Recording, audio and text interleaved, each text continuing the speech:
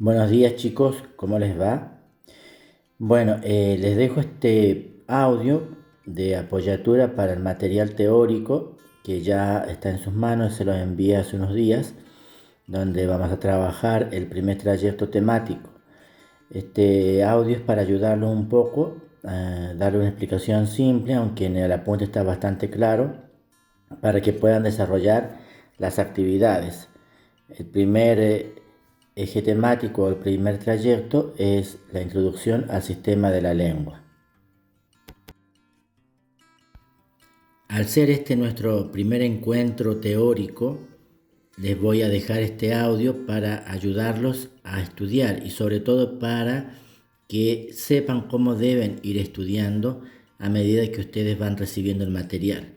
Ustedes ya tienen en sus manos el primer PDF que abarca el primer eje temático y el primer subtema es la introducción al sistema de la lengua. Es importante, chicos, que cuando ustedes vuelquen el contenido del PDF a su carpeta, lo hagan como que se lo hubiese estado dictando el profesor, respetando la sangría, respetando los párrafos. Lo que yo pongo en negrita, ustedes los van a subrayar, así después les va a facilitar el estudio.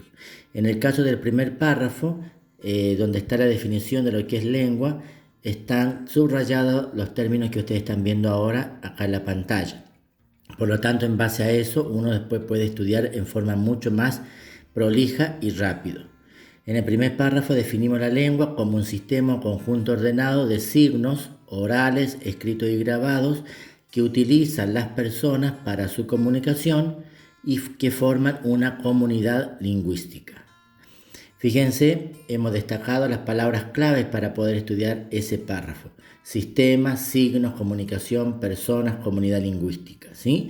En base a eso, ustedes ahora pueden perfectamente decir qué es la lengua o qué es el sistema de lengua. Vamos a irlo haciendo en base a lo que está en la pantalla. La lengua es un sistema o conjunto ¿de qué? De signos. ¿Cómo pueden ser esos signos? Orales, como lo estoy haciendo yo ahora, escritos, como lo van a hacer ustedes en su carpeta, o grabados con cualquier representación gráfica que nos pueda transmitir algo. Por ejemplo, un cartel de tránsito. ¿Para qué sirve este sistema de lengua? No sirve para otra cosa más que para la comunicación. Es un sistema hecho por el hombre para el hombre. ¿Y quiénes usan entonces este sistema? Esas personas, las personas que van a formar una comunidad lingüística. ¿Y a qué llamamos comunidad lingüística? A un grupo de personas que usa la misma lengua. En el siguiente párrafo aparece brevemente una definición de lo que es idioma. Eso ténganlo en cuenta porque muchas veces se les desaparece y no saben dónde está la definición porque no aparece como subtítulo. No siempre tienen que estar como subtítulos los temas o los conceptos, ¿sí? En este caso se hace como una diferencia entre lo que es la lengua en general y el idioma en particular. Dice que en general idioma y lengua es lo mismo, pero si llegamos o tuviéramos que hacer una diferencia entre lengua e idioma, diríamos que vamos a llamar idioma a la lengua oficial o dominante de un pueblo o nación. ¿Qué significa esto? Que en un país determinado, una nación, una república, se puede hablar varias lenguas, pero de todas esas lenguas, solo una se constituye como idioma. ¿Cuál? La más fuerte y la más dominante o la que se considere oficial. Por ejemplo, en Argentina, el idioma oficial es el español. Se hablan otras lenguas menores, como las lenguas aborígenes o indígenas, cuyas comunidades son muy pequeñas o muy reducidas, pero que son lenguas, son sistemas reales, pero no son sistemas dominantes. Por lo tanto, el español es el idioma. En el mundo existen muchísimas lenguas.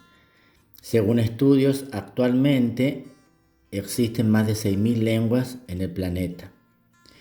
De todas esas lenguas, la mayoría son lenguas locales, que significa lenguas que no se han movido de su lugar de origen. Sin embargo, hay otras lenguas que por motivos históricos han expandido o se han expandido por otras fronteras, como es el caso del inglés y del español, que son lenguas muy fuertes y que están casi en todo el mundo.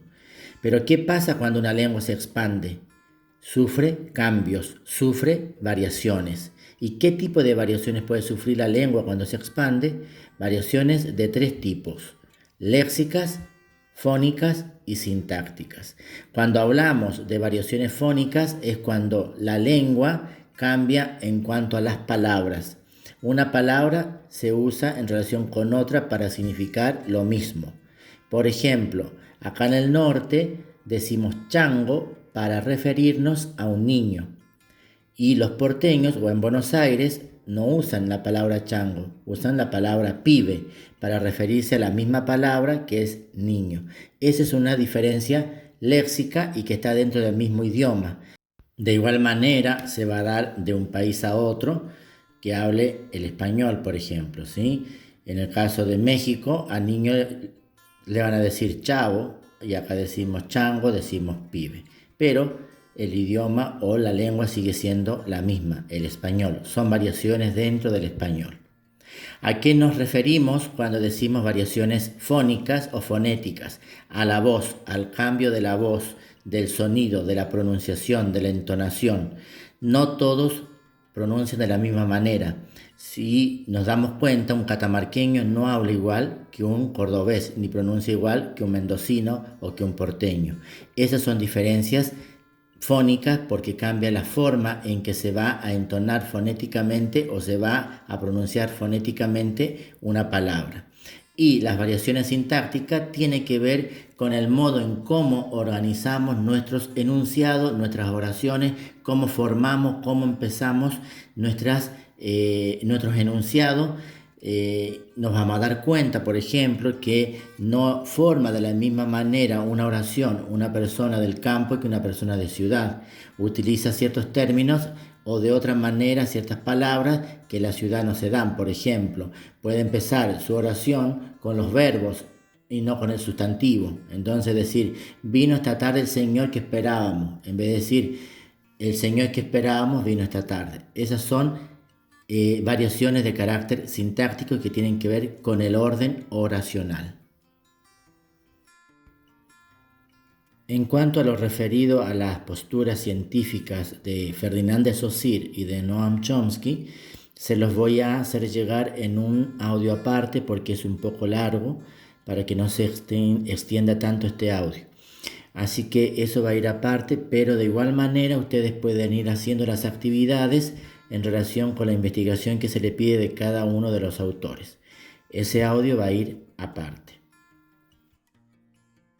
Cualquier consulta que tengan me las hacen llegar mediante WhatsApp en los horarios de clase que tenemos estipulado en horario de institución. El 24, que es día festivo, día feriado, no vamos a tener actividad. De igual manera, no hay problema si en algún momento me quieren hacer alguna consulta, siempre respetando los horarios que corresponden al horario de clase. Que tengan una buena jornada.